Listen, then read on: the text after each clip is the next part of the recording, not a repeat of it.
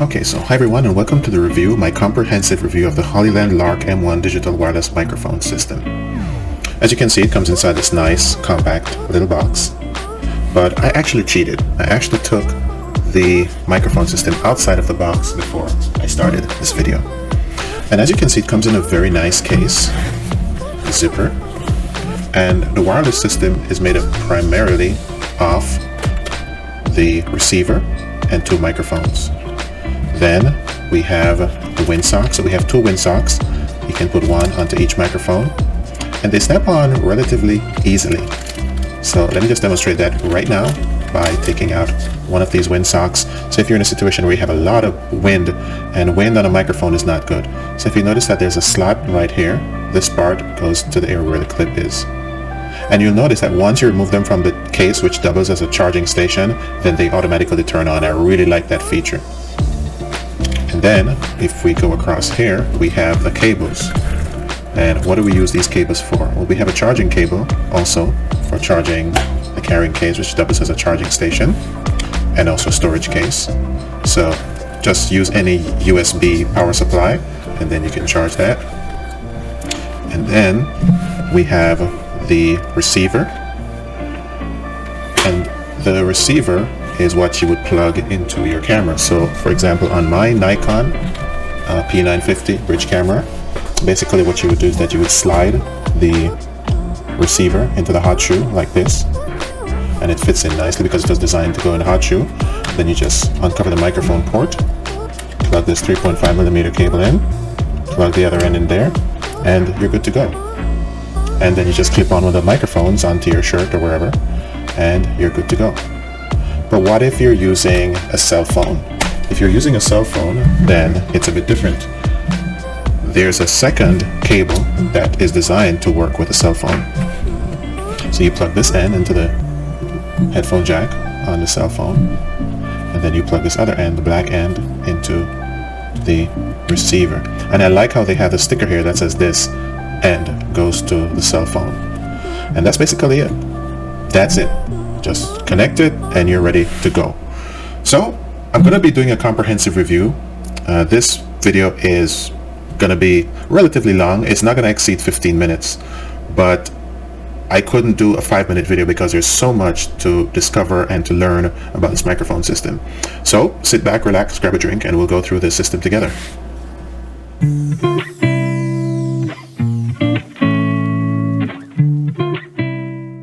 Pases directos, por favor. Si tus pases no son precisos, el otro equipo se queda con el balón.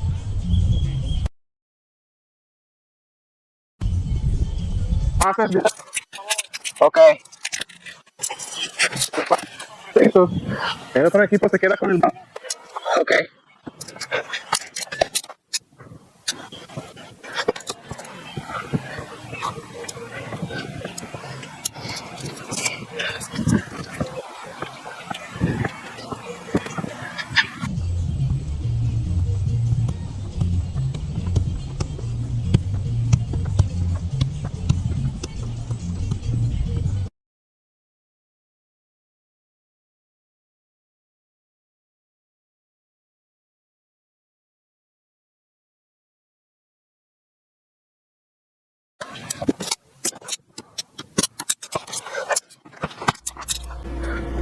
So that test definitely did not go too well. I was definitely not happy with the quality of the sound. There were a comedy of errors. First of all, I did not remove the sticker from one of the microphones. And then on the microphone I had on my shirt, I had noise cancellation on. And as I've seen from other reviews, that tends to introduce more static than anything else instead of canceling the noise. So definitely, I'm going to have to go out and do another test on this microphone. So with my recording going, I'm gonna need to synchronize my video. So how am I gonna do that? Well, I have my GoPro on my chest running. I have my P950 running. So I'm gonna have Benjamin launch the drone right now. And then you can just go about 6 feet, which is my height, Benjamin. And just go around to the front right here in front of this garbage can so that this camera can see the drone.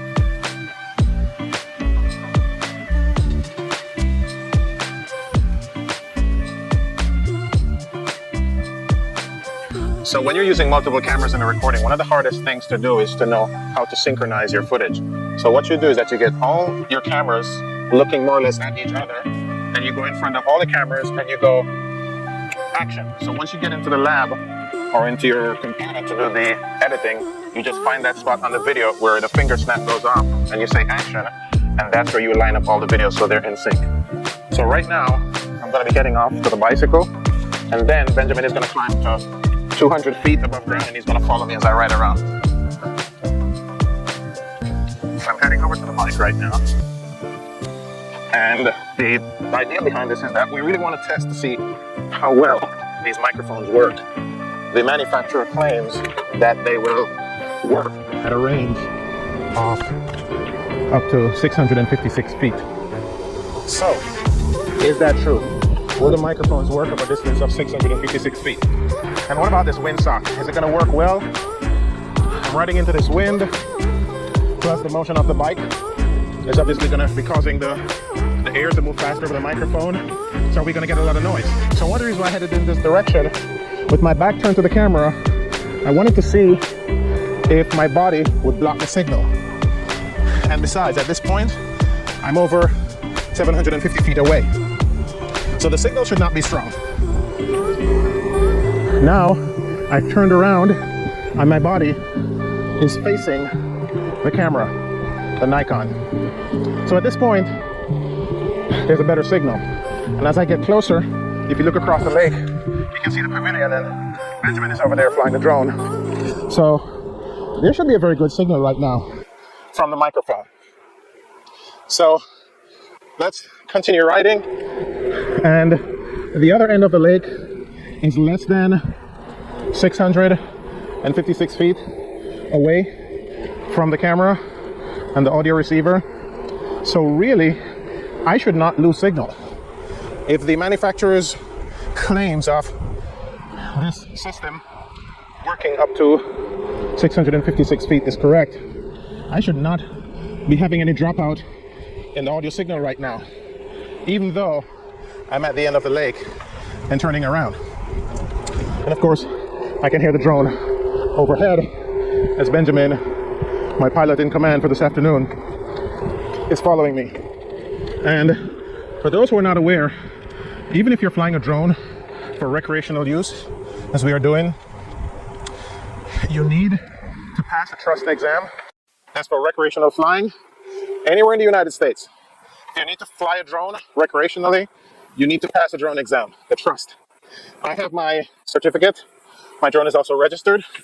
And Benjamin, even though he's just a teenager, not 15 yet, he'll be 15 in a year, he still has to pass the trust exam. So that's something to bear in mind.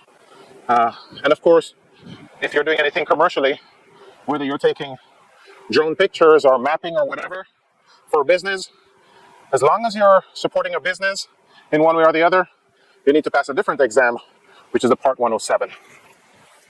So, ride is over. Okay, so let's do a breakdown of that test. So this is where I started. This is where I had the camera set up right here at this pavilion, which is made of solid steel. And as soon as I got down this path, I was barely 200 feet away. The signal started breaking up. And from there on, the signal was just unusable all the way around this path. It was only until I got to this point, let's clear that. It was only until I got to this point, after I broke this corner, that I started to get some semblance of sound. But even then, my voice wasn't clear, and that's why I did not use that audio. I ended up using the audio from the GoPro. So that's 560 feet. Now, I definitely didn't expect to get anything down here, which is 730 feet away from where the camera was set up, because the manufacturer already told us that a range for the microphone is 656 feet. So I didn't expect anything there. However, at this point, I did expect better sound, and taking into consideration that I was now facing the camera with a microphone receiver mounted, I expected a better line of transmission. But surprisingly, I had absolutely nothing all the way up here, even when I was right across from the pavilion, which is, under 250 feet. I was not getting anything. And that kind of really shocked me. I did not expect that. However, what's interesting is that as I moved away and I started making that turn right here, then the signal started coming back. And once I hit this corner, which is 568 feet away, I was getting audio, and a usable audio, which I've included in the video. And that was kind of surprising because I expected a better signal over here, but instead I got a better signal on this side. And I had a good signal all the way down coming back in to the spot where I eventually got off my bike. And I can more or less figure out why I had those problems. But one of the first things we have to bear in mind is that this pavilion is made of solid steel. And when you're talking about radio signals, especially 2.4 gigahertz, which is a Wi-Fi frequency, then there's going to be interruption. That steel is just going to ground out and block that signal. And the other thing you need to bear in mind is that I had my son flying a drone, and I know the drone uses some of the Wi-Fi frequencies, so there was interference from that end also. Although I did not hear any buzzing in the microphone as far as that is concerned, so I'm not sure if there's any interruption, how that would affect it. Maybe the microphones will be jumping from one channel to another. I don't know. I don't have the technical details about how they're configured. But that was interesting, and having experienced that, I say, you know what, I probably need to repeat this test and just not have that microphone receiver under this steel cage, because that's definitely going to destroy my signal. So I decided to go back to the park another day and redo the test. So let's see that. So this is test number 2, and the idea is to see how this microphone will perform if the receiver is not near any metal structure, and when I don't have the air control for the drone, because as I discussed before, the drone uses some Wi-Fi frequencies, some of the Wi-Fi channels, and that combined with the metal structure may have wreaked havoc on the system. So I've started at the other end of the park, other end of the lake I should say, and basically I'm going to travel a distance that measured we know is just over 700 feet, and then we'll see if it performs differently. And at this point, I'm almost at the spot where I should turn around. I'm getting close to the pavilion, or across from the pavilion, and this is the point where I turn around. And what I'm going to do is I'm going to take the windsock off the microphone to see how it performs in the wind. There's not a lot of wind right now. It's still relatively early in the morning, almost 9 o'clock. So, mic check 1, 2, 3. I'm stopped. I'm crossing the pavilion, more or less at 150 feet away. And I'm going to head back down to the camera.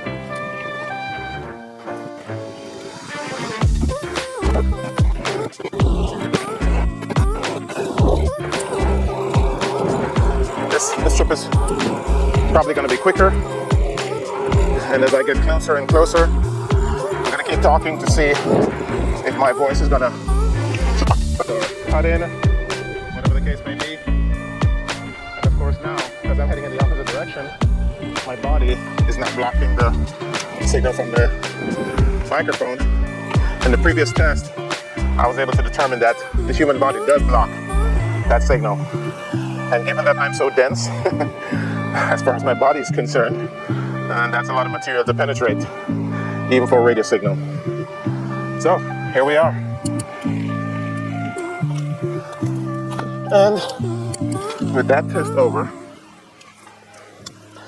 we can now go over, and I can stop this camera. Okay, so another day, another test, back at the same park. However, on this occasion, I decided to stay very far from this pavilion and instead start right here. So I had my Nikon P950 set up right here with a receiver for the Lark microphone system. Actually, the camera wasn't this far back. It was more like here on the edge, close to in front of this tree, because I definitely didn't want anything sitting between the receiver and the microphone that was clipped onto my shirt. So it was more in front of the tree, but for the time being, let's use this as a reference.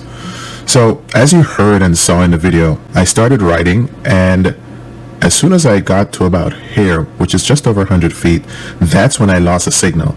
And as we picked up from the first test, that was definitely due to the fact that my body was completely blocking the microphone. So I understand why the signal died right there. And then I continued along the path and I turned this corner. And even when I came here, there was some semblance of a signal, and then it went away real quick, so I couldn't really switch to that, so I had to stick with the audio from the GoPro. But honestly, I kind of expected a signal right here. It's less than 500 feet, but I was disappointed in the fact that I did not get a signal. And so up to the point where I stopped here, just across from the pavilion, I was not getting a signal. The signal eventually came back once I turned the bicycle around. And so with my body now facing the camera down here, that's when I got signal. And I was able to get signal all the way back from up at this point here, across from the pavilion, all the way back to this location here where the camera is located.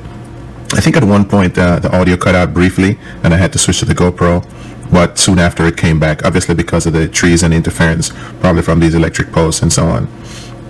So the conclusion that I can come to based on this test and also the first test is that the Lark wireless microphone system will work according to the specs. In other words, it will go up to 656 feet.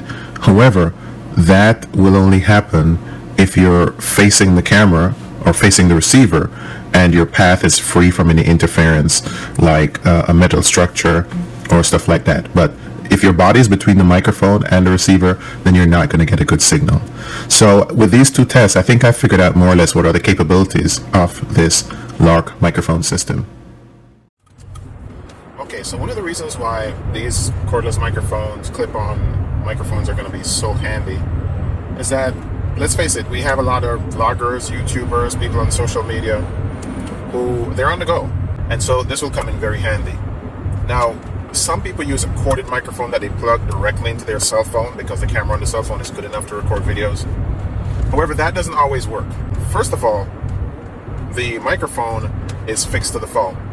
So as they move around, they might not be within range of that microphone. Or you might get the sound at a certain angle and then the sound might dip at a different angle, and that's just not good.